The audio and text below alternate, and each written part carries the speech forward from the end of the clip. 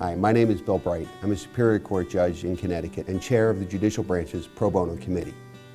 We all know that there is a right to legal counsel in criminal matters, but with few exceptions, there is no right to legal counsel in civil cases. Yet low-income people facing legal problems are typically in crisis and need access to the justice system to avoid becoming homeless, to escape domestic violence, or to get paid the wages or disability benefits they need simply to survive. There's always going to be people struggling. There's always going to be people being ill.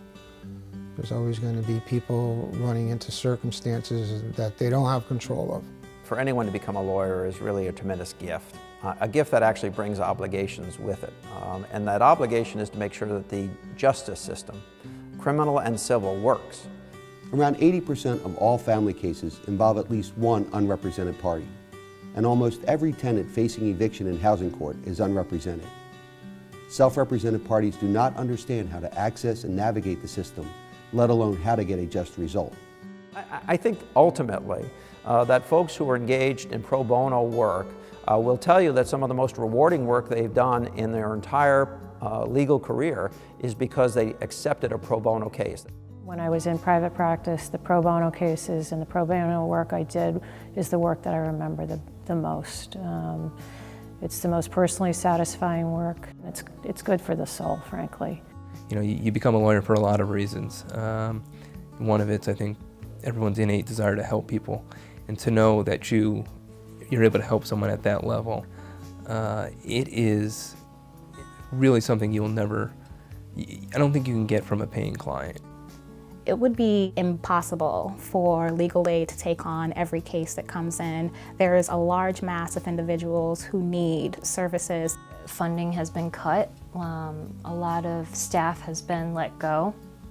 But at the same time, the call for legal services has increased. There's so many people out there that are stuck in situations where they have nowhere to go. They're often extremely stressed financially as well as emotionally, psychologically, and sometimes physically as well. They don't know the steps, they're scared, they cry. A lot of times, some of them, they cry. It was not what you'll call an easy marriage. He ended up hitting me, and my son was there, he was screaming. He'll try to be the mediator. He's 6 years old, you know? If I had not found a lawyer at the most critical juncture of my life who helped me get legal justice, I wouldn't be sitting here and talking to you. Like, I was like lucky to get help, but I can think of all the other people who are in my situation. You just have to stay where you are.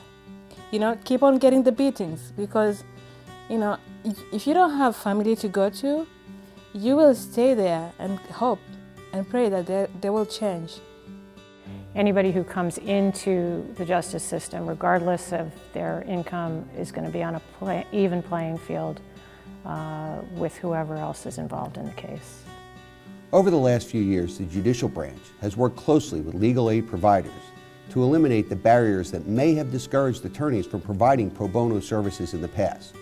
Training, support, and malpractice coverage are all now readily available, as is the ability to file a limited scope appearance for someone in need. We have this system of justice, civil and criminal, that is so overwhelmed right now that if we don't have people who are willing to do pro bono work, this system will come to a crashing halt. Our justice system only works for all of us when it works for the most vulnerable members of our society.